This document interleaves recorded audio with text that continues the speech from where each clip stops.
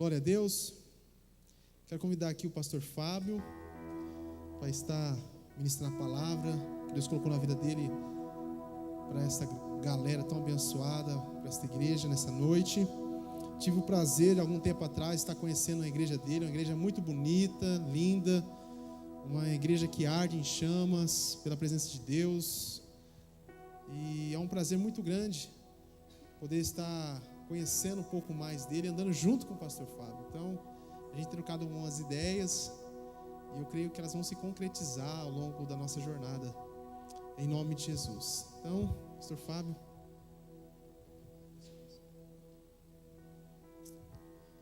Boa noite, povo de Deus.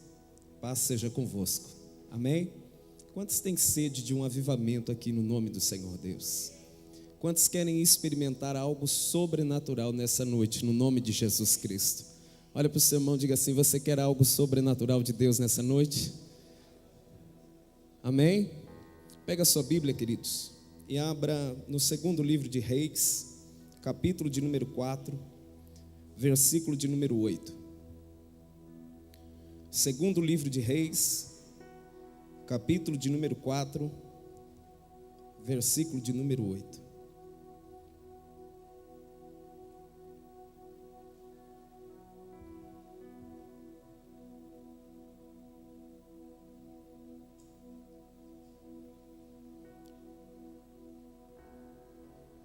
Glória a Deus.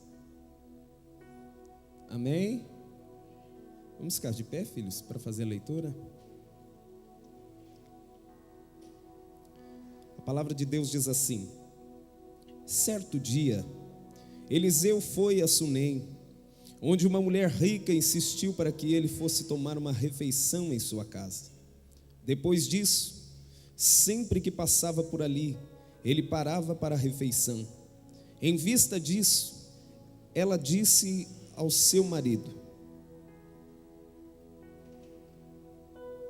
sei que este homem que sempre vem aqui é um santo homem de Deus. Vamos construir lá em cima um quartinho de tijolos e colocar nele uma cama, uma mesa, uma cadeira, uma lamparina, para que assim, sempre que nos visitar, ele poderá ocupá-lo. Um dia, quando Eliseu chegou, subiu ao seu quarto e deitou-se. Ele mandou o seu servo Geazi chamar a sunamita. Ele a chamou e quando ela veio, Eliseu mandou Geazi dizer-lhe: você teve todo este trabalho por nossa causa, o que podemos fazer por você? Quer que eu interceda por você junto ao rei ou ao comandante do exército? E ela respondeu: estou bem entre a minha própria gente. Mais tarde, Eliseu perguntou a Geazi: o que se pode fazer por ela? Ele respondeu: bem, ela não tem filhos e o seu marido é idoso. Então Eliseu mandou chamá-la de novo. Geazi a chamou. Ela veio à porta e ele lhe disse: por volta desta época, no ano que vem, você estará com um filho nos seus braços. Ela contestou: não, meu senhor, não iluda a tua serva, ó homem de Deus. Mas, como Eliseu lhe dissera, a mulher engravidou, e no ano seguinte, por volta daquela mesma época, deu à luz a um filho. Coloque a sua Bíblia na cadeira. Pegue na mão desse irmão lindo que Deus colocou aí do seu lado e diga para ele: nessa noite, Deus te deu uma missão. Ore comigo, para que haja um avivamento nesse lugar. Senhor Deus, Pai Todo-Poderoso, eu venho na Tua presença, eu venho, Senhor, invocar a presença dos anjos que acompanham o meu ministério nessa noite. Eu quero que eles comecem a se posicionar na nave desta igreja, ó Espírito Santo. Eu não sei, Senhor, como o Senhor vai se manifestar, mas sei que o Senhor vai se manifestar. Monta na nuvem da Tua glória nessa noite, meu Deus, e começa a invadir este salão, Senhor, de uma maneira sobrenatural. Começa a trazer uma sensibilidade espiritual de volta aos crentes deste lugar. Eu peço, Senhor, que haja, Senhor, de novo um soprar do Espírito Santo, como nos dias de Ezequiel. Vem do norte, vem do sul, vem do leste, vem do oeste. Comece a trazer de volta a chama do avivamento neste lugar. Comece a soprar, Espírito Santo. Começa, Senhor, a trazer de volta, Senhor, porque essa igreja tem uma promessa de avivamento sobre ela, um avivamento pessoal para esta igreja. Começa a incendiar o coração dos jovens sobre este lugar. Começa a avivar agora, começa a avivar agora, começa a avivar agora. Erga a mão desse irmão e começa a orar por ele, pedir um avivamento sobre a vida dele. Espírito Santo, comece a repartir agora algo sobrenatural. Comece a trazer para a vida deles algo sobrenatural nesta hora, em nome de Jesus. Podemos assentar dando glória a Deus. Amém? Queridos, um pequeno fogo pode incendiar uma grande floresta. Eu tenho um primo chamado José Mário, ele é deficiente. Ele é muito especial para a gente, mas um dia nós fomos assistir um jogo de futebol e ele é grande. Ele parecia que já era adulto muito antes de, muito adolescente ainda. Você olhava para ele pela seriedade da sua face, você pensava, meu Deus, já é adulto. E José Mário chegou para um rapaz e disse, me empresta o isqueiro. O cara achou que ele fumava, emprestou o isqueiro para ele. Ele não tinha idade da percepção de quando a gente olhava para ele. O José Mário, ele viu uma mata em torno do campo. Ele pegou o isqueiro e acendeu, mas pegou fogo numa reserva florestal protegida pelaquela empresa. O campo não tinha mais como ficar no meio dele, porque fumaciou tudo aquilo ali. As pessoas começaram a correr e jogar terra e dizer, meu Deus, apaga o fogo. Quem acendeu esse fogo? E foram descobrir uma criança. Um rapaz num corpo de criança acendeu aquele fogaréu e teve que chamar bombeiro, teve que chamar tudo. Ninguém aguentava mais e dizia, meu Deus, tem que chamar a polícia para essa pessoa que colocou fogo nessa plantação. E descobriram, um jovem colocou fogo em todo aquele mato. Aí chamaram o pai daquele menino e disseram, meu Deus, o que aconteceu? O que aconteceu para o seu filho colocar num fogo em tanto lugar assim? Ele disse, não sei. Foram perguntar para o meu primo José Mário e disseram, ô Dil, o que você fez, rapaz? Ele disse, eu pedi o isqueiro, o cara deu, fui lá e pus fogo. Rapaz, você botou fogo? Ele disse, eu não sei, mas me mandaram, me deram o isqueiro, eu fui lá, coloquei fogo, incendiou tudo isso aí. E eu fiquei pensando, eu falei, meu Deus, como um rapazinho com um fogo na mão, ele pode alastrar uma brasa por toda uma floresta. Um dia muito jovem, havia atrás da rua de casa uma grande transportadora de ônibus chamada Transvale. E ali, queridos, tinha uma grama verdinha, bonita. Eu peguei um palito de fósforo. Eu fui lá e joguei esse palito. Mas fazia mais de 10 anos que o fogo, queridos, não passava perto ali daquela reserva de óleo. Há 10 anos o óleo era despejado ali. E foi introduzindo na terra. Quando eu joguei o palito, eu sei que chamaram mais de 20 carros de bombeiro. Um palito de fósforo foi suficiente para incendiar um lugar. E eu fico imaginando, queridos, que quando Deus quer gerar um avivamento, Ele não precisa de muita coisa. Ele precisa de você e de mim na disposição de ser usados para algo sobrenatural acontecer.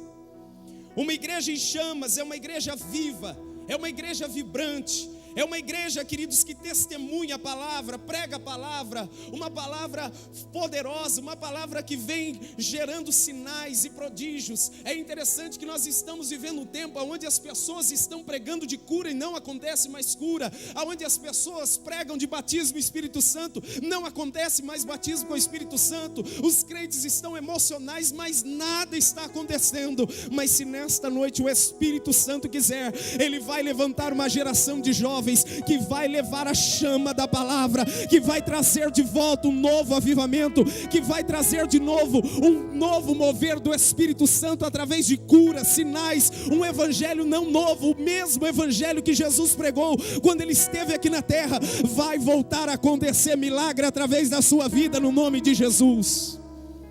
Estudando o texto bíblico, algo me chama a atenção.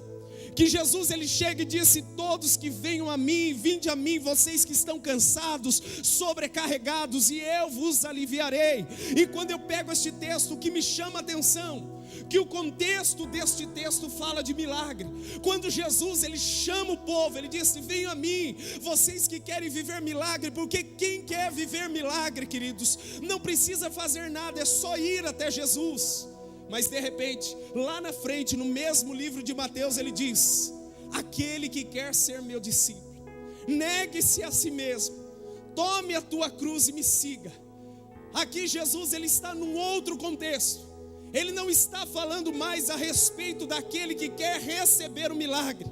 Ele está falando a respeito daquele que vai ser os fazedores de milagres. Temos fazedores de milagres aqui nessa noite. Deus ele quer levantar uma geração que vai fazer milagre. Olha para o seu irmão e diga assim: Deus quer te levantar. Olha para ele e diga: Deus quer te levantar. Usa a sua boca profética para falar, querido. Você vem num culto para participar nessa noite, diga para ele: Deus quer te levantar como voz profética para que milagres aconteçam. Eu profetizo que o vento do Espírito Santo vai soprar e Deus vai te usar de maneira extraordinária em nossos dias. Recebe aí, você que crê, querido. Para receber milagres você não precisa abrir mão de nada, mas para ser um fazedor de milagres você precisa abrir mão de tudo. Você precisa renunciar o seu eu, você precisa renunciar a sua vontade, você precisa ter disciplina de oração, você precisa jejuar, queridos, até ficar amarelo. Você precisa, queridos, pagar um preço para viver o sobrenatural de Deus. E eu vejo Deus querendo levantar no meio dos jovens um verdadeiro avivamento. Mas o problema é, queridos, que o restaurante, ele tem pratos, a comida na casa de Deus, mas o que está faltando é fome. Nós vemos jovens, queridos, que vêm no culto, mas não tem mais a mesma fome que nós tínhamos alguns anos atrás. Eu costumo dizer, queridos, que para ir na igreja, eu andava 6 quilômetros a pé. E muitas vezes, nesses 6 quilômetros, eu ia em jejum. Eu ia entregar o jejum só depois do culto das 10 horas da noite, voltando. Às vezes eu pensava que estava sobrevoando, parecia que eu estava pisando em ovo. Eu estava andando assim, eu falava: meu Deus, o que está acontecendo? Muitas vezes, num culto como esse, eu entrava na porta da igreja, e quando eu olhava de lado, queridos, eu olhava e falava: não é possível, parece que eu estou vendo anjo. Eu via como se tivesse 3 anjos na porta da igreja. Eu não falava nada para ninguém, porque eu dizia: eu devo estar fraco por causa do jejum, eu devo estar orando demais. E de repente a pastora lá no altar dizia: o Espírito Santo me revelou que tem 3 anjos aqui dentro dessa igreja. E eu quero te dizer, queridos, que hoje tem anjos passeando no meio dessa igreja. Hoje o sobrenatural pode acontecer, mas você precisa abrir o coração para algo novo de Deus para a sua vida. Quantos querem algo novo de Deus aí, queridos? Pelo amor de Deus, abra a sua boca e diga: Senhor, eu quero algo de novo de Deus nessa noite, pelo amor de Deus. Vocês são a geração que vão fazer a diferença. Mas o problema é, queridos, que vocês estão tão mecânicos no culto, que nós somos a geração: vamos lá receber milagre, vamos lá receber a bênção. Ninguém precisa pagar preço, porque Jesus disse que não precisa. Mas não, Deus vai levantar jovens aqui destemidos. Deus vai levantar uma geração que não tem medo de viver o sobrenatural. Deus vai abrir o profético nessa noite. Levanta a sua mão direita, porque eu vou profetizar. Deus vai te tocar, Deus vai te pegar nessa noite, queridos. Sabe qual é o problema? Se acostumamos, queridos, com o mover de Deus na igreja. Olha para o seu irmão e diga: você está acostumado a acontecer sempre a mesma coisa, acontecer tudo igual. Eu vou no culto, o bispo vai dar um estudo, vai ser maravilhoso, vai ser normal. Deus quer levantar uma geração fora do normal. Quantos de vocês saíram hoje na expectativa de ver um anjo do Senhor aqui dentro? Quantos de vocês saíram na expectativa de Deus usar a sua mão para acontecer um milagre extraordinário? Um dia muito jovem, com 17 anos, eu estava pregando uma vigília. E eu estava pregando nesse mesmo entusiasmo, dizendo: Deus vai mover o sobrenatural, Deus vai levantar paralítico, Deus vai curar leproso, Deus vai fazer. E de repente, queridos, quando eu vou sair, Tem um paralítico sentado na beirada assim. Eu falei: Senhor Jesus, só pode ter sido o Satanás que colocou esse cara aí. Meu Deus, o que eu vou fazer agora? O paralítico parecia que ele olhava para mim querendo receber alguma coisa. Eu disse: meu Deus, o que eu preguei? Agora não tem como voltar atrás. Fui para cima, irmãos. Olhei para ele e disse: e aí, você acreditou naquilo que eu preguei? Ele disse sim. Fechei os olhos e coloquei a mão. Na hora que ele levantou, a igreja começou a pular. Eu disse: o que está acontecendo? Deus levantou um paralítico comigo com 17 anos. Não tinha unção de pastor, não tinha, queridos, um chamado de pastor, mas tinha o fogo do Espírito Santo. Havia a brasa do Espírito Santo. Quantos vão ser, queridos, a nova geração que vai incendiar essa terra, que vai incendiar Oriflama? Recebe aí, você que crê. Nós precisamos se engravidar de um avivamento. O tema da mensagem é grávidos de um avivamento. Olha para o seu irmão e diga assim: Deus vai te engravidar de um avivamento. É interessante, queridos, porque tudo na nossa vida, antes de gerar um filho, queridos, é algo, queridos, que a gente passa, a gente vai vivendo, mas depois, quando você descobre que a sua esposa, ela está esperando um filho, tudo muda. O senso de responsabilidade muda. Nessa noite, Deus vai te dar senso de responsabilidade no nome de Jesus. Porque você foi chamado, queridos, para marcar essa geração. Você foi chamado para incendiar esta geração.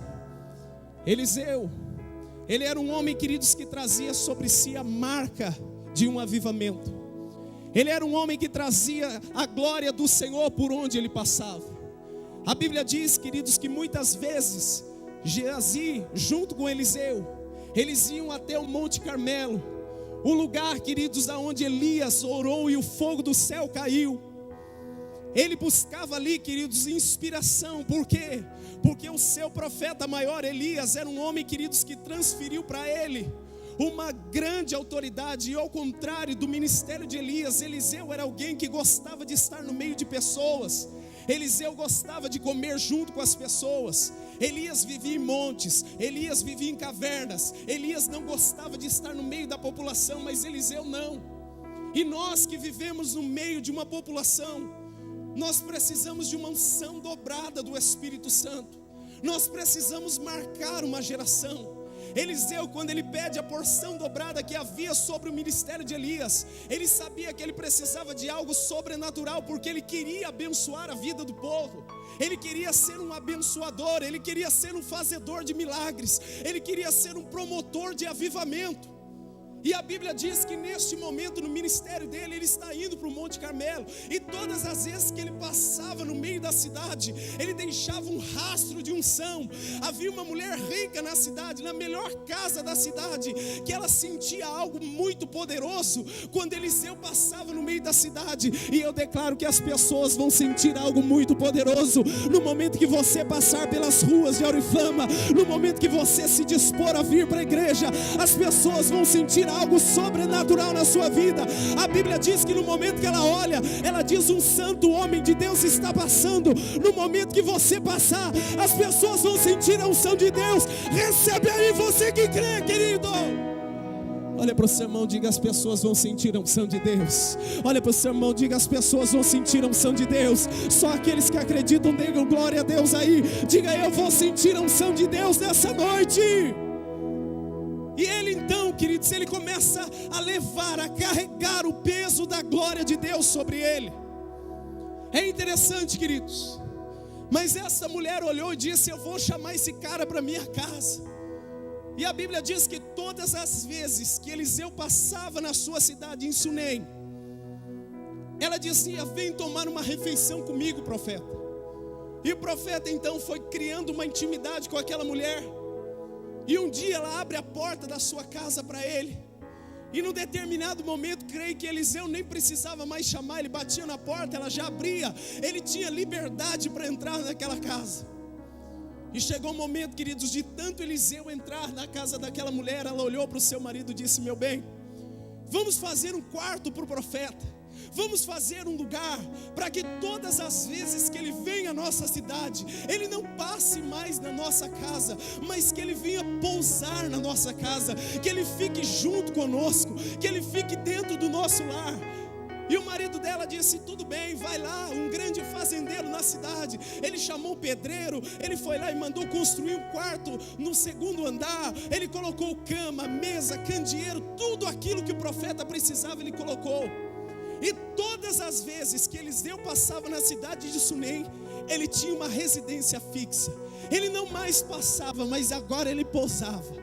Aquela mulher, ela tinha algo sobrenatural na sua vida, que era de sentir a presença de Deus de uma maneira extraordinária. Ninguém na terra tinha o privilégio de ter Eliseu dormindo na sua casa, mas esta mulher tinha o quarto do profeta na casa dela. O profeta ficava na vida na casa dela. Ela sentia a unção de Deus que ela via passando na casa, na rua da casa. Agora ela sentia a unção dentro de casa. Você vai começar a sentir unção dentro da sua casa. Você vai começar a sentir a glória de Deus dentro da igreja.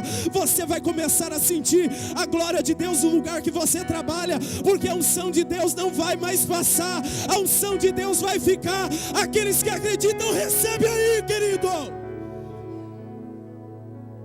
A Bíblia diz que um dia Eliseu olha para o seu servo Geazi e diz: Geazi, eu estou preocupado, porque essa mulher tratou tão bem a gente. O que a gente pode fazer por ela?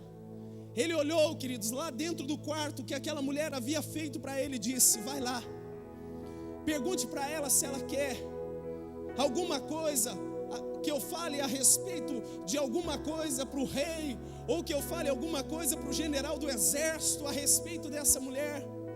E essa mulher disse: não, profeta, fique tranquilo. Eu sou uma pessoa simples, eu sou realizada. A minha vida é muito boa na minha cidade, eu não preciso sair daqui. Aqui está muito bom, eu tenho uma vida simples. O meu marido é rico, eu sou fazendeiro, eu vivo muito bem nessa cidade. Então, queridos, Geazi olha para Eliseu e disse: eu percebi que o marido desta mulher é muito velho e ela não tem filho. E lá de dentro do quarto, Eliseu manda chamar a sunamita, uma mulher anônima. A Bíblia não conta o nome dela. E a Bíblia diz que no momento que ela vem até o quarto onde o profeta estava, ela para na porta. Eliseu olha para ela e disse: no tempo determinado, daqui a 1 ano, você vai gerar um filho. No momento que ela recebe aquela palavra, queridos, eu fico imaginando que algo mudou na vida dela. Ela disse: não minta para a tua serva. Aquele era o maior sonho daquela mulher, porque ela era infértil. E no momento que Eliseu traz aquela palavra, ele estava falando assim: Deus estará quebrando toda a esterilidade da sua vida. Você vai gerar. E ela disse: mas é impossível, profeta, o que você está me prometendo. Ele disse: não, você vai engravidar de uma vida, você vai gerar uma vida, você vai gerar avivamento. Talvez você olhe para você e diz: é impossível, eu sou tímida, eu sou tímido, eu não sei falar, Deus não me usa. Eu quero te dizer que tem uma palavra de Deus para a sua vida. Deus vai gerar um avivamento em você, e é você que Deus vai usar. Recebe aí, querido. Olha para o seu irmão, diga: é você que Deus vai usar. No tempo determinado de uma mulher, ela gera um filho. Ela está com ele em seus braços. Ela pega aquela criança, ela começa a conduzir a criança.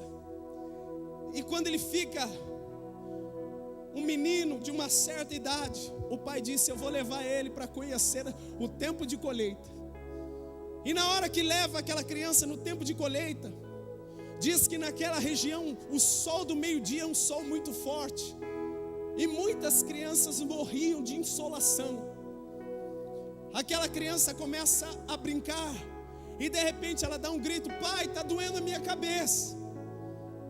Aquele fazendeiro chama um dos empregados, manda pegar aquela criança e levar para a mãe. No momento que entregam para a mãe pega aquela criança no colo, senta numa cadeira, e ela fica olhando o filho dela, queridos, dizendo: mãe, minha cabeça está doendo, mas está doendo muito, mãe, está doendo demais, eu não estou suportando a dor. E de repente aquela mãe olhando o milagre dela, que ela gerou dentro dela, que foi uma palavra profética dentro dela, morrendo. Então ela pega aquela criança e de repente ela percebe que o sonho dela estava parando de respirar. Ela olha e diz: meu Deus, eu vou perder o avivamento, eu vou perder a vida, eu vou perder o meu sonho, eu vou perder o meu projeto. E o menino morre. Qualquer pessoa que estivesse aqui em sã consciência chamaria alguém do cortejo, ligaria para alguém que faz caixão e diz: mande trazer lá o cortejo, manda trazer as carpideiras, manda avisar os parentes, o meu sonho morreu, o avivamento morreu, o meu filho morreu, não tem mais esperança. Mas esta mulher tinha fé no seu coração, ela havia experimentado a unção dentro da sua casa. Ela pega a criança e ao invés dela levar a criança lá para o cemitério ou lá para o velório municipal, não, ela leva para o quarto do profeta. Ela coloca o filho em cima da cama, ela olha para o marido e diz: prepara uma jumenta, porque eu vou atrás do profeta. No momento que ela sai da sua casa, ela sai caminhando de jumenta mais ou menos um percurso de 32 quilômetros até chegar no Monte Carmelo, onde o profeta estava. Quando ela chega ali, o profeta olha para aquela mulher de cima do monte e diz para Geazi: Geazi, está acontecendo alguma coisa. Deus não me mostrou, mas está acontecendo alguma coisa com essa mulher. De repente, queridos, no momento que aquela mulher chega, Geazi pergunta: e aí, está tudo bem? Ela diz: está tudo ótimo. Mas na hora que ela chega perto do profeta de Deus, ela se agacha, ela abraça os pés do profeta e diz: não está tudo bem não. Por uma acaso eu pedi alguma coisa para o Senhor, eu pedi avivamento, eu pedi para gerar vida, eu pedi para gerar milagre. Geazi, olhando ela grudada nos pés, ele disse: eu vou arrancar essa mulher dos pés do profeta. Ela pega a mulher, Eliseu olha para ela e diz: não faz isso não, deixa ela aqui, ela está amargurada, ela está clamando por um avivamento. Ela andou 32 quilômetros a cavalo, foi o filho dela que morreu, ela está clamando por um avivamento. E naquele momento, o profeta Eliseu olha para Geazi e diz: pega minha capa, põe o cinto, pega o cajado e vai na frente. O profeta já tinha mais idade, então ele manda Geazi correndo na frente. Na hora que ele chega na casa, ele toca com o cajado no menino e nada acontece. De repente, aquela mulher, talvez montada no jumento, junto com o seu empregado, ela vem descendo do monte. E Eliseu talvez tenha dito para ela: vá também com ele, porque seu filho vai ressuscitar. E ela disse: não, profeta, eu não desço desse monte sem a tua presença comigo. Eu quero a tua presença lá em casa. O quarto que eu fiz foi para você. E no momento que ele vai chegando junto com aquela mulher em casa, ele pergunta para ela: mas aonde está a criança? Ele diz: está lá no seu quarto. E talvez, queridos, se alguém perguntasse para aquela mulher e dissesse: mas você não vai enterrar o seu filho? Você não vai enterrar o avivamento? Talvez ela diria assim: não. Por que você não vai enterrar o seu filho? Por que você não vai enterrar o avivamento? E ela disse: porque o meu filho é uma promessa, e promessa não se enterra, promessa não morre, promessa ela se cumpre. E eu tenho certeza que a promessa do Senhor vai ressuscitar na minha vida. Deus tem uma promessa para vocês, uma promessa de um grande avivamento nessa cidade. Se eu sou profeta de Deus, vai se cumprir, querido. Recebe aí. Olha para o seu irmão, diga: Deus vai trazer um avivamento nessa cidade. Diga para ele: Deus vai trazer um avivamento nessa cidade.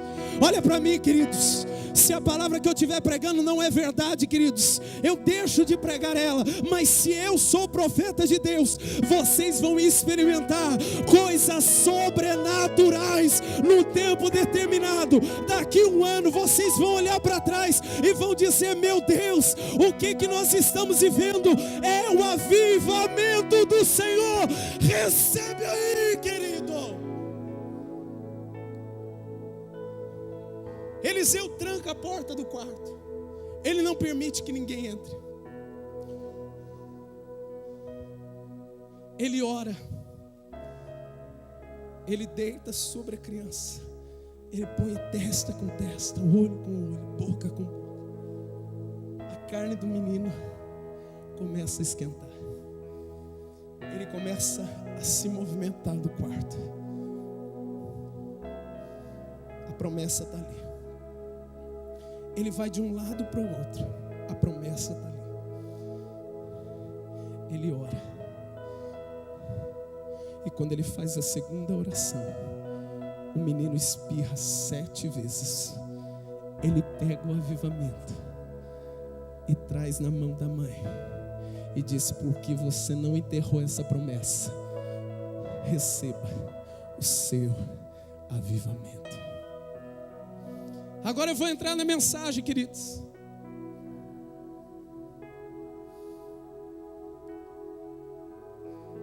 É interessante, mas avivamento é uma promessa. No versículo 16 disse o profeta: por tempo determinado abraçarás um filho. Ela disse: não, meu Senhor, homem de Deus, não minta para a tua serva. Ela não pediu para gerar. Era o sonho do coração daquela mãe gerar um filho. Queridos, o sonho do coração da igreja tem que ser viver um avivamento. Jesus olhou para a igreja primitiva e disse: não saiam de Jerusalém enquanto do alto vocês não forem revestidos do poder do Espírito Santo. O problema é que nós estamos tentando fazer a obra de Deus através da força humana, e na força humana não vai. Nesse momento então Jesus olha para eles e disse: vão lá, vão para Jerusalém, esperem o tempo determinado, porque a promessa vai vir, e na hora que ela vier, ela não vai vir da maneira que vocês esperam. Ela vai encher a vida de vocês, e vocês vão se tornar pessoas sobrenaturais, fazedores de milagres. Vocês vão viver o sobrenatural de Deus aqui na terra. Eu quero explicar um pouquinho o que é isso. Jesus juntou mais ou menos 120 pessoas dentro daquele cenáculo, dizendo que eles viveriam uma promessa. De repente, as línguas foram repartidas como de fogo, e um forte vento soprou. Todos eles foram cheios do Espírito Santo. Quantos querem ser cheios do Espírito Santo? Quantos querem ser cheios do Espírito Santo? Quantos querem viver o sobrenatural de Deus? Quantos querem ir para rio mais profundo nessa noite? Quantos querem, em nome de Jesus, levanta a sua mão direita aí. Eu vou profetizar: recebe a preparação para um grande mover, querido. Chegou uns pastores lá em casa. Eles não me avisaram a hora que eles iam chegar. Eu tinha preparado fazer um churrasco para os caras. Eu disse: pastores, fiquem tranquilos. Eu havia comprado um compressor, pastor Edson, e eu nunca pintei com aquele compressor. Eu fui lá, peguei o carvão, ajeitei. Eu não manjo nada de churrasco, mas de botar fogo é comigo mesmo. Peguei o óleo, coloquei lá, preparei tudo, está tudo perfeito. Coloquei a brasa. De repente, rapaz, começou a demorar. Falei: já sei. Fui lá, peguei o compressor. O compressor começou a soprar ar na churrasqueira, rapaz. Mas não acendeu uma brasa, não acendeu tudo de uma vez só. Se eu não paro, tudo tinha virado cinzas. Aí eu entendi. Porque o Espírito Santo, quando ele vai trazer um avivamento, ele sopra um vento muito forte. Porque o projeto de Deus para essa igreja não é só ter um crente avivado, mas é ter todos esses jovens cuspindo fogo na presença do Espírito Santo.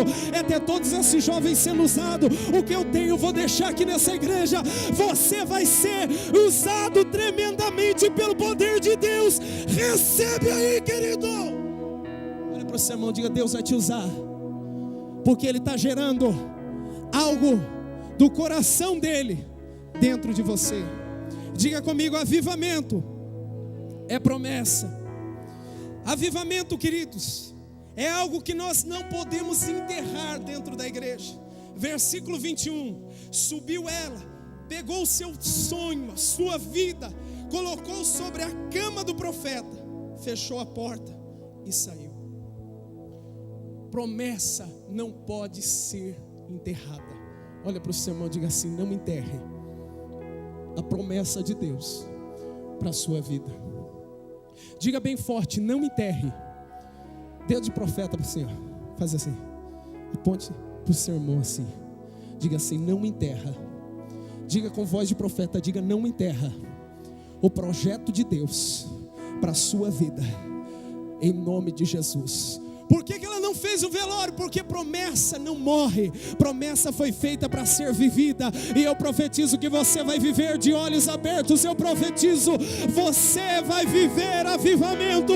Recebe aí, você que crê, recebe aí, querido. É interessante, ela poderia ter procurado vários lugares, mas ela não, ela vai para o Carmelo. No momento que ela pensou que a sua promessa havia se enterrado, ela disse: não, eu vou subir um monte, agora que eu vou pagar o preço, agora esses caras vão ver o tamanho da minha fé. No momento da dificuldade, no momento que tudo parecia estar perdido, ela olhou e disse: eu vou mostrar para esse povo o que é uma vida de quem serve a Deus. Ela começou a ir para o monte, e quando ela chegou no monte, ela agarrou Deus e ela disse: eu não solto enquanto eu não tiver a promessa das minhas mãos. Sabe qual é o problema? Às vezes você vem para a igreja e você sai sem Jesus do culto.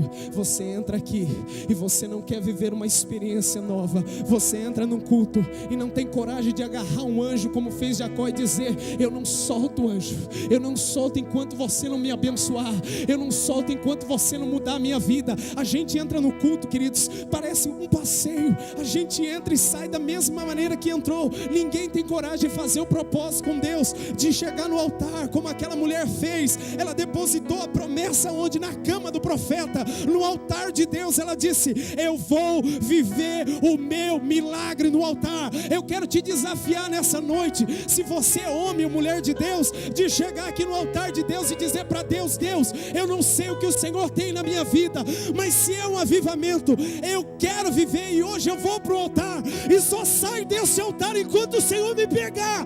Recebe aí, você que crê.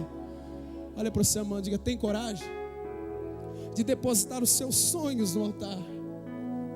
Altar é lugar de gente morta. Altar é lugar aonde o sacrifício queima. Não se coloca animal vivo no altar, só coloca-se animal morto. Por que era necessário ela colocar o projeto de Deus no altar? Porque, queridos, em cima do altar, a nossa vida, nós não temos nós não temos vontade própria, nós vivemos aquilo que Deus tem para a nossa vida. Morto escuta a voz de Jesus. Lázaro, depois de 4 dias, ele escutou e obedeceu. Por que ela coloca então a promessa em cima do altar? Ela estava dizendo: a partir de hoje eu só obedeço, a partir de hoje eu só escuto a voz do Senhor. E nessa noite, queridos, Deus, Ele está falando com você, para que você viva o avivamento, você tem que morrer em cima deste altar, morrer para a sua vontade, morrer para o seu eu, e só ouvir a voz daquele que te chamou para viver o sobrenatural de Deus, ouvir a voz daquele que te chamou para viver milagre. Enquanto as pessoas diziam: é impossível ressuscitar, Jesus dizia: Lázaro, vem para fora, Lázaro. E Lázaro, eu não sei como ele fez, se ele veio flutuando, se ele veio pulando, mas em obediência ele veio. E em nome de Jesus, nessa noite, em obediência, o Espírito Santo está te chamando a você viver um avivamento, a você viver o maior mover do Espírito Santo nesses últimos dias, a você ser um ser usado profeticamente para algo sobrenatural. Quantos acreditam nisso nessa noite? Quantos acreditam nisso nessa noite? Quantos acreditam nisso, queridos? Deus vai fazer o sobrenatural nessa noite. Aleluia. Queridos, essa semana um pastor colocou: quinta-feira, culto normal na minha igreja. Queridos, eu não sei o que é um culto normal na minha igreja. O que é um culto normal? É culto que não vai Jesus, só pode ser, irmãos. Culto para ser normal, Jesus não está passando lá faz tempo, pastor. Porque lá na minha igreja, o culto, na minha não, do Senhor Jesus, o culto não é normal faz tempo. Esses dias eu peguei uma irmã que foi curada de câncer, que eu orei por ela. Havia um cara que subiu no altar com câncer. Eu olhei para ela e disse: irmã, você crê que a unção que está na minha vida está na sua vida? Ela disse: creio. Então você vai orar para o cara e vai ser curado. Que isso, pastor? Você, irmã, você não foi curado dessa porcaria? Cura ele. Que evangelho é esse, queridos? Que eu prego e não curo ninguém. Que eu prego e ninguém muda de vida. Que eu prego e ninguém batiza. Que eu prego e ninguém aviva. Eu estou pregando um evangelho prático e vivo, queridos. Eu vivo aquilo que eu estou pregando. Eu chamei ela e disse: você vai orar. Ela subiu no altar. Ela orou, ela esqueceu. Essa semana o cara subiu no altar. Ele disse: eu não fiz nem cirurgia. Mas o médico, quando ele me chamou, ele disse: você está curado. E ele disse assim: graças a Deus, porque aquela irmã que tinha câncer orou por mim e eu fui curado. Graças a Deus, porque ela se dispôs a ser usada por Deus. Ela colocou a vida no altar, ela morreu no altar, e ouviu a voz do Espírito Santo dizendo para ela: você vai gerar milagre. Eu estou dizendo para você de olhos abertos, se você acreditar naquilo que eu estou pregando, Deus vai te usar, não dentro de muito tempo, dentro de pouco tempo, para grandes milagres acontecerem. Recebe aí, recebe. Você acredita mesmo no que eu estou pregando, irmão? Olha para o seu irmão e fala: você acredita mesmo? Então eu vou profetizar: você vai ser a geração que vai curar leproso. Você vai ser a geração que vai abrir o olho de cego. Você vai ser a geração que vai levantar paralítico. Você vai ser a geração que vai ressuscitar morto. Recebe aí. É interessante, queridos. Mas esta mulher, ela gerou um avivamento no dia, pastor, que ela decidiu fazer um quarto para Deus dentro da sua casa. Olha para o seu irmão e diga: Deus vai te pegar nessa noite. Quem tem sala em casa? Quem tem? Tem sala na sua casa? Quem tem cozinha em casa? Quem tem? Quem tem banheiro em casa? Aonde fica o quarto de Deus na sua casa? Aonde você tem dia, hora e local para se encontrar com Deus? Dentro da sua casa. Quando aquela mulher viu que o homem que passava na rua dela tinha uma unção tremenda, disse: eu quero essa unção dentro da minha vida. Eu quero essa unção dentro da minha casa. E aonde começou o avivamento? No dia que ela fez um quarto para Deus.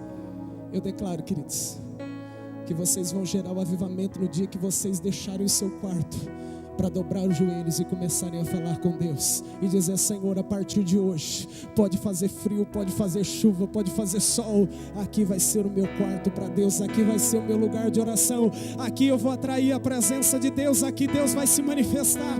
As maiores revelações que eu tive não foram em cima do altar. As maiores revelações que eu tive, os maiores avivamentos que eu vivi, as maiores unções que eu recebi foi quando eu estava no meu quarto. E no momento que eu estava orando, o Espírito Santo me pegou. Irmão, sou tão chapado, queridos, que quando vem a unção, não precisa ninguém pôr a mão, eu já rolo sozinho lá dentro do meu quarto. Sabe por quê? Porque eu aprendi que lá na minha casa tem que ter um lugar para Deus. Na sua casa tem quarto para Deus. Na sua casa tem lugar para Deus. Você tem um quarto de oração que você dobra os seus joelhos. Eu vou colocar na célula, anote aí. Para ser líder de célula tem que ter 15 minutos de oração, senão não serve para ser líder de célula lá na igreja. Vai ter que ter quarto de oração e vai ter que orar 15 minutos por dia pelo menos, porque quem não tem vida de oração não tem Deus na vida. Quem não tem vida de oração não tem intimidade para fazer milagre. Quem não passa um tempo com Deus não pode passar um tempo no meio do povo, queridos, porque ele não tem nada para dar. Olha para o seu irmão, diga: o avivamento virá. Quando você arrancar as Barbies, quando você arrancar os videogames, quando você arrancar um monte de coisa lá da sua casa, e consagrar aquele quarto para que a presença de Deus se manifeste. Quantos vão levantar dentro da casa aqui um lugar para Deus se manifestar no nome de Jesus? Quantos têm um quarto de oração aqui? De verdade. Faça um quarto de oração na sua casa, porque ali vai começar o avivamento para a sua vida. Outro ponto, queridos, ela engravidou na promessa, queridos, lá dentro daquele quarto. Você vai se engravidar de um avivamento dentro da sua casa. Queridos, ela só manteve o avivamento porque ela colocou o avivamento em cima do altar. Tem pessoas querendo viver um avivamento sem vir na igreja. A continuidade de um avivamento, ele se dá no altar de Deus. Queridos, você tem que começar a responder apelo. Você tem que ser a primeira pessoa quando o seu pastor levanta a mão e diga assim: olha, Deus vai usar alguém. Levanta, corre e vem para o altar, meu filho. Levanta e vem para o altar. Não fica esperando ninguém, porque é assim que Deus vai te usar. Deus, queridos, Ele está pegando os disponíveis para usar de maneira extraordinária. Se o pastor fizer um apelo, quem vai ser a pessoa que vai ser usada para milagres extraordinários, vem para frente. Não espera o seu amigo ir, porque aquilo que Deus tem para a sua vida é só para você. Aquilo que Deus vai fazer no seu ministério é só para você. Aquilo que Deus fez na vida daquela mulher foi tão grande que nem o nome dela foi divulgado. A Bíblia chama ela, queridos, como sunamita, uma moradora da cidade de Sunem. Não fala o nome dela, ela não se destacou, mas ela viveu. Talvez você não tenha um nome que se destaque. Moisés, ele teve um nome que se destacou, pastor Edson, mas o fogo não se manifestou em Moisés. O fogo se manifestou na sarça. A sarça é um arbusto espinhento que não serve para nada no deserto, mas Deus estava mostrando para Moisés que quando Ele manifesta a glória, Ele pega aquilo que não é e enche da presença dEle e usa para confundir aquele que acha que é. Talvez você nunca seja um Moisés, talvez você seja hoje uma sarça, mas quando a glória de Deus se manifesta na sarça, ela muda a vida de homens. Mudou a vida de Moisés e vai mudar a vida de toda a sua família, e vai mudar a vida dessa cidade. Olha para mim, porque eu estou profetizando. Deus vai se manifestar na sua vida. As pessoas vão ver a glória de Deus. As pessoas vão se manifestar endemoniadas só de olhar para você. Recebe aí, você que crê, querido. Preste atenção. A Bíblia diz que esta mulher, ela sobe no monte e agarra os pés do profeta. Geazi tentou tirar ela de lá, mas ela disse: eu não solto, eu não solto, eu não solto. O anjo olhou para Jacó e disse: me solta, rapaz. Não solto enquanto você não me abençoar. Me solta, solta, não solto. Eu não solto porque eu quero a promessa de Deus. Quando mandou soltar, aí que ela agarrou. Ela falou: meu sonho e minha promessa não vai se morrer. Eu vou viver o melhor de Deus para a minha vida. Quantos querem viver o melhor de Deus? O melhor de Deus, queridos, é uma vida cheia do Espírito Santo. E nessa noite Deus está procurando homens e mulheres dispostos a agarrar nele. Sabe o que eu perdi, pastor Edson? Antigamente, quando o pastor era usado por Deus, sabe o que eu fazia? Transfere para mim, cara. Põe a mão aqui. Põe a mão, transfere essa unção para mim. Eu quero ter unção. Eu quero ter essa unção. Os caras terminavam de pregar, eu dizia: dá um esboço. Antigamente os caras escreviam: me dá um esboço para mim. Eu quero levar para casa. Queridos, aonde eu passava, que o pregador pregava, eu dizia: eu quero o esboço. Eu não era pregador não, mas eu queria o esboço. Eu dizia: transfere a unção, põe em mim, cara. Eu quero ser usado como você é. E várias vezes os pastores colocavam a mão e transferiam. Eu não sou fruto daquilo que eu sonhei para mim. Eu sou fruto daquilo que Deus transferiu para a minha vida. Por quê? Porque antigamente eu não tinha vergonha de me derramar no altar e dizia: transfere.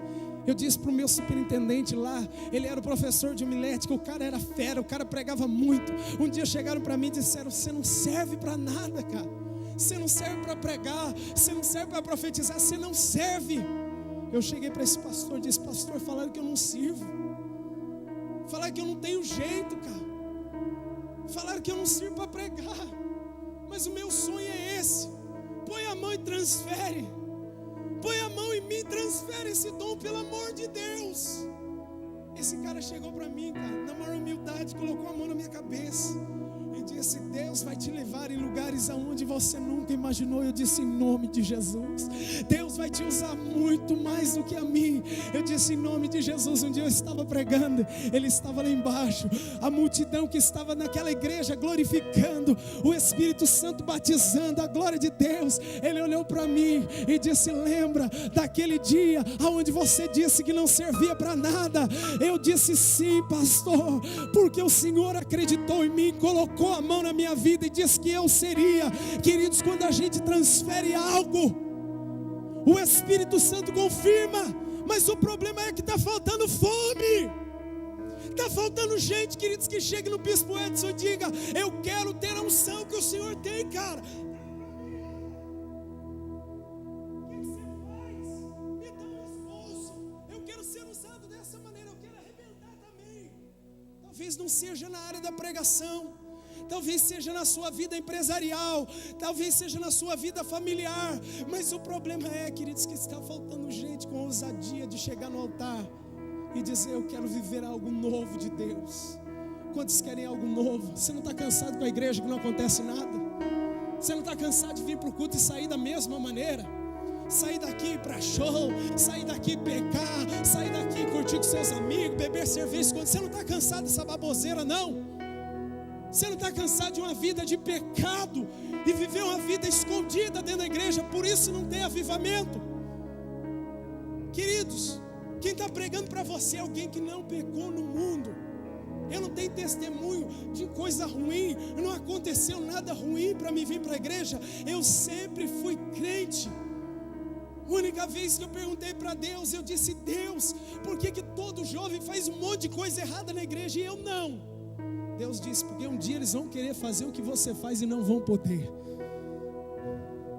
E realmente, queridos, eu tenho visto pessoas sendo curadas de câncer, eu tenho restaurado vidas. Eu cheguei dentro do hospital, onde o rapaz que arrumou o serviço para mim estava com a vida toda destruída. Eu olhei para ele, ele sempre foi o mais rico do meu bairro. Eu disse para ele: rapaz, você sempre teve tudo. Ele olhou e disse: eu queria ser você. Naquele momento o Espírito Santo disse: lembra, filho, quando eu falei para você que o preço que você estava pagando, pessoas queriam viver aquilo que você está vivendo? Eu estou no município de Guzolândia, é algo muito pequeno, mas o meu nome está rodando esse Brasil. Sabe por quê? Porque Deus resolveu exaltar a vida daquele que está pagando o preço. Deus vai te exaltar, querido. Mas você tem coragem, queridos, de vir e dizer: Senhor, eu quero 10 vezes mais usado que aquele pastor que está pregando. Eu quero viver esse sobrenatural. Eu quero viver algo grande para a minha vida. Um dia eu estava pregando na igreja, queridos, uma mensagem simples. De repente eu senti um vento passar nas minhas costas, pastor. O poder começou a manifestar. Eu olhei e disse: o que é isso, Jesus? Essa mensagem aqui não cai fogo de jeito nenhum. E o Espírito Santo disse: filho, sou eu que estou trazendo um mover para dentro da minha igreja. O Espírito Santo só precisa de um isqueiro, e o isqueiro de Deus é você, querido. Olha para o seu irmão e diga: Deus vai te usar. Você está disposto a se derramar nesse altar e dizer: eu quero mudar de vida? Para viver milagre, você não precisa pagar preço. Mas para fazer milagre, você tem que entregar tudo no altar. Tem que renunciar a sua vontade. Tem que renunciar o seu eu. Eu estava do lado do pastor Edson. E o Espírito Santo soprou no meu ouvido e disse: filho, diga para ele que ele vai viver um tempo de exaltação a partir desse mês na vida dele. Eu disse: Senhor, eu só falo se o Senhor me confirmar no coração. E no momento que eu estou pregando aqui, o meu coração está pegando fogo para eu te dizer, pastor Edson, o Espírito Santo diz que um novo tempo começa na sua vida a partir de hoje. Você vai viver o sobrenatural de Deus para você, para sua casa e para sua família. E essa pessoa, queridos, ela pôde viver o avivamento porque ela veio para o altar se sacrificar. Preste atenção. Avivamento vai acontecer quando nós não abrirmos mãos da presença de Deus. Por quê, pastor? Essa mulher não abriu mão, ela segurou. O avivamento vem para aquecer o corpo. Diga comigo: avivamento vem para aquecer. Diga: é fogo, é para aquecer o corpo. Quando o profeta deita no menino, a carne dele aquece. Você vai sentir o fogo do Espírito Santo queimando aí em você, no nome de Jesus Cristo. Quantos querem isso para a sua vida, no nome de Jesus? Deixa eu adiantar. Preste atenção, queridos. O avivamento vem acender a chama do Espírito Santo.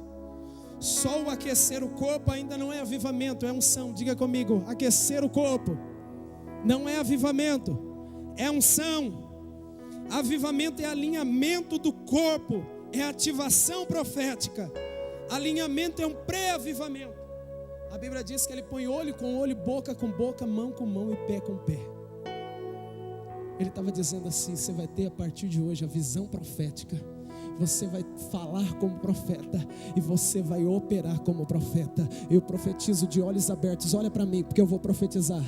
Deus vai abrir a sua visão profética aqui dentro dessa igreja. Deus vai usar a sua boca como boca profética dentro dessa igreja. Levanta as duas mãos assim.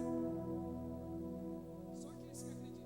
Eu profetizo que você vai fazer obras extraordinárias através das suas mãos dentro dessa igreja. Recebe aí, querido. Avivamento virá trazer um mover sobrenatural. A Bíblia diz que antes de ressuscitar, o profeta começou a andar no quarto, de um lado para o outro, de um lado para o outro, de um lado para o outro. Começou a haver um movimento.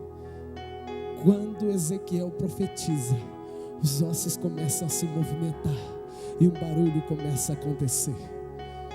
Não era o avivamento, era apenas um mover. Deus vai começar a trazer um mover aqui no nome de Jesus Cristo.